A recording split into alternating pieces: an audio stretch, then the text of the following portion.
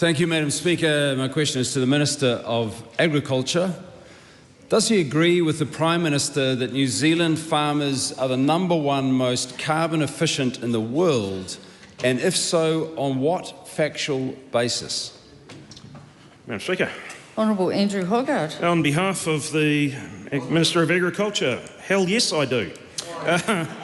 In 2021, Ag Research found that the carbon footprint of New Zealand milk was 0.76 kilograms per CO2 equivalent per kg of milk solid. Ireland, who are also amongst the lowest carbon footprints, were at 0.88 kilo. The global average was 1.28 kilo. As a country, we should be proud of our countries, and this government is. We are backing them and are committed to their success.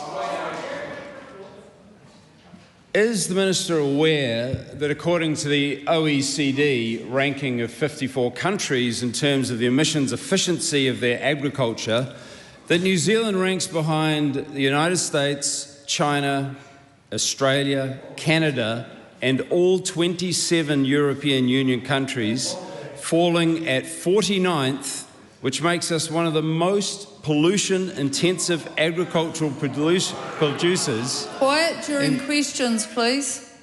That makes us one of the most pollution-intensive agricultural producers in terms of climate emissions in the entire OECD. Madam Speaker, on behalf of the Minister, no, I am not aware of that report, but as with a number of these reports, there is always some caveats in them. And the question would be, what are they measuring? How are they measuring it? The report that I quoted is based on the known global standard for measuring carbon footprint in dairy, the IDF World ISO standard on dairy footprint. So I will back with that. I thought that's all you believe we did in this country. Quiet, please.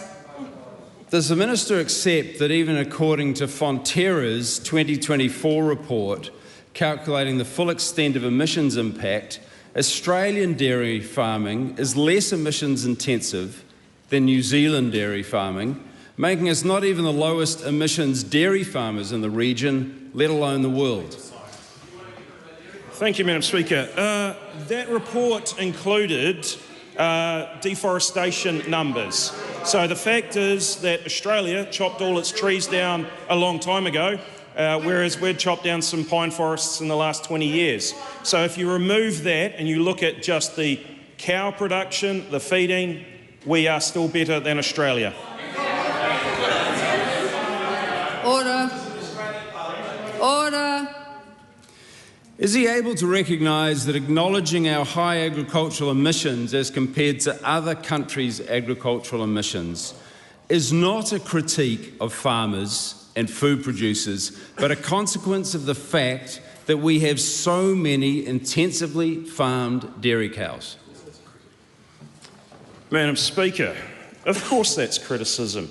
This is all the Green Party does, is criticise New Zealand dairy farmers, New Zealand farmers. You seem to not want to have any farmers in this country. We should be celebrating our farmers. Will the Minister correct the Prime Minister's repeated misleading statements on the emissions impact of New Zealand agriculture? I stand by my earlier question. The Prime Minister is correct. Is the Minister aware that there is a wide variation in emissions intensity, even within New Zealand farming systems?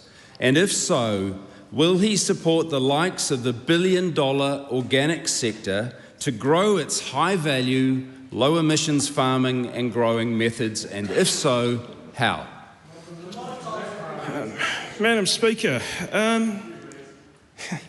the challenge here is that wide variability goes across all farming types. You will find organic farmers that are high emitting. You will find them that are more efficient. The bell curve exists no matter the farming type. We will back all New Zealand farmers, whatever they choose to do.